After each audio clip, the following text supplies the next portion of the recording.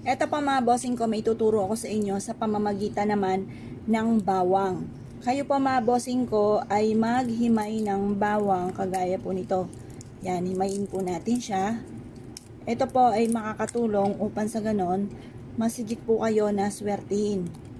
Magtuloy-tuloy ang pasok ng swerte. Proven po ito mga bossing, basta't may 100% kang paniniwala sa mga gantong mga pamamaraan. Yan, habang ikaw ay naghihimay, kasi magsusulat po tayo dito ng mga wishes. Kapag may mga balat, hindi po tatalab yung inyo po mga isinulat dahil madulas po yung bawang. Kaya kailangan kayo po ay tatanggalin nyo po muna to. Tapos dapat yung bawang natin ay sariwa at hindi po siya tuyo na.